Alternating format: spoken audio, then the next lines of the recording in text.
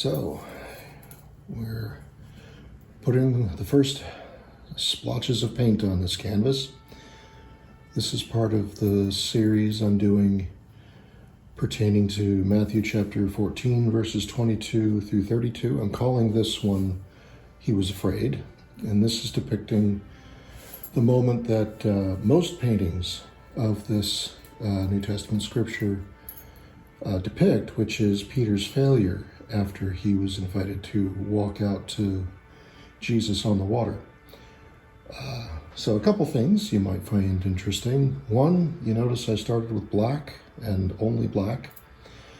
Every artist develops their own process, their own order of operations, their own quirks. One of mine is that I start every painting with black, and I'm only looking for those moments that are the absolute darkest places in a painting. And then I literally step away from the painting for a couple days usually.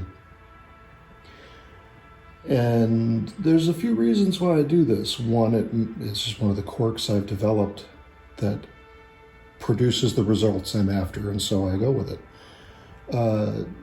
Two, a painting is always the most powerful and dramatic when it has a full range of values. That doesn't mean it has to be mostly black or mostly white, but if it has some place, some moment in each painting that goes all the way to black and another that goes all the way to white, people seem to react to it most powerfully.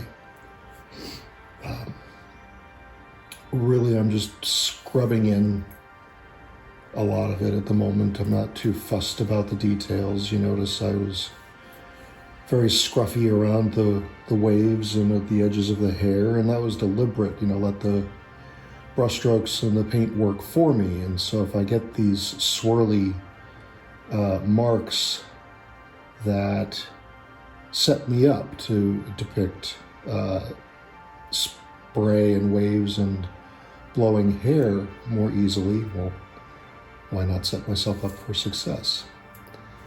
And in terms of, I start with black this way because it's also just part of my order of operations. I've broken down each painting, each stage, into phases where in each phase I'm only paying attention to a couple of factors. I'm an indirect painter as opposed to a direct painter, and so I'm not trying to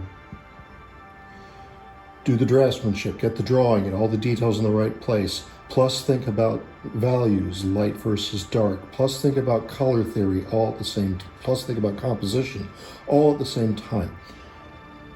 I handle each of those elements individually in my process so that I'm only having to pay attention to a few details at once. And it's just the way I've managed to organize the work in my mind and set myself up for the outcomes, the results that I want. So, there we are. I think I had a couple of incomplete thoughts there in that last bit. So, I'm just kind of scrubbing in the darkest zones, and I put it aside to give myself a couple of days to just look at it, contemplate it, plan the next moves. And frequently I'll start a couple of paintings at the same time in this way, and so I don't spend 40 minutes painting and then take 2 days off. It's not like that. But in this story, this is the other incomplete thought. In this story of Jesus and Peter walking on the water and Peter's moment of failure, a great many of the paintings that I've seen depicting this are very bright, sunlit. The scripture says this event happened in the third watch, or the fourth watch of the night, which is between 3 and 6 a.m.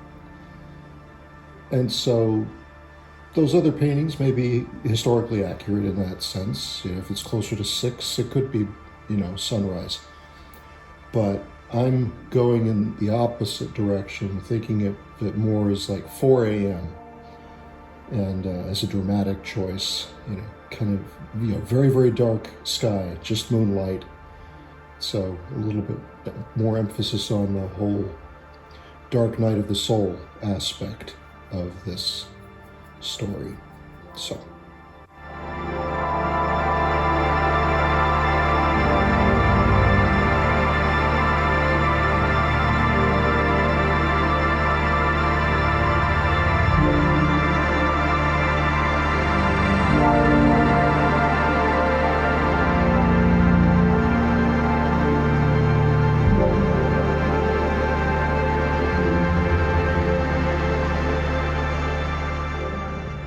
I want to show you something. If you've watched artists' work before, YouTube or in person or anything like that, you've probably seen them lay out their palette with the different paint colors they're going to use, and most of the time it looks very orderly and organized with half a dozen or a dozen different colors, and they start. Because I like to work big, I frequently have these exceedingly large zones of color which require big piles of paint. And so this is what my palette often looks like. This one had black, mostly black, some white, and a little bit of Prussian blue to mix the sky color.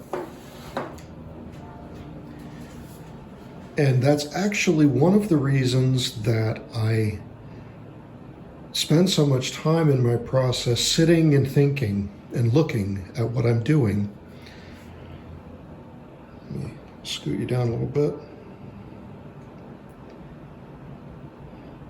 To fill such big zones, I need so much paint, and I look at the references, I look at the painting, and so I'll be starting the sea today. And so I spent quite a bit of time after I finished painting the sky last time looking at that large zone and calculating in my mind which colors I'm going to need to lay out on the palette. And so, I don't need red, I don't need green, I don't need, a bunch of colors that you might normally see artists lay out in their standard palette. But I will need big piles of a few specific colors. And so just as a technical curiosity, I thought you might find that interesting. Let's get to painting.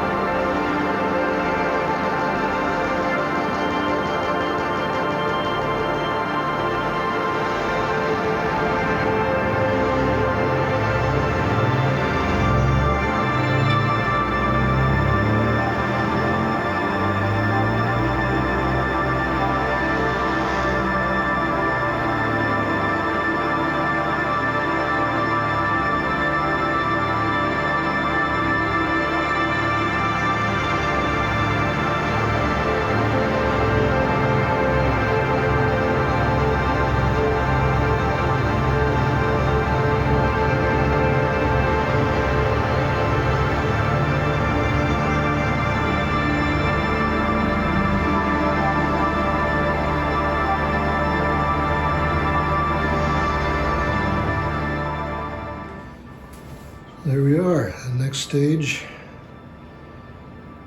Got it down, and yeah, it's as chaotic as it looks, and yet not quite chaotic.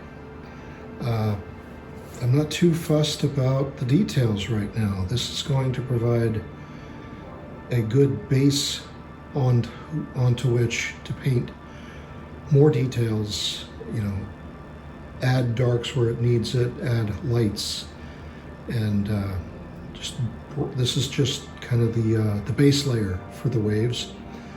That's one of the reasons I was so loose with it all. And in fact, in some ways, the looseness helps. You know, the scruffy, scumbly shapes of the brush marks will actually help create the illusion of waves. So there we are.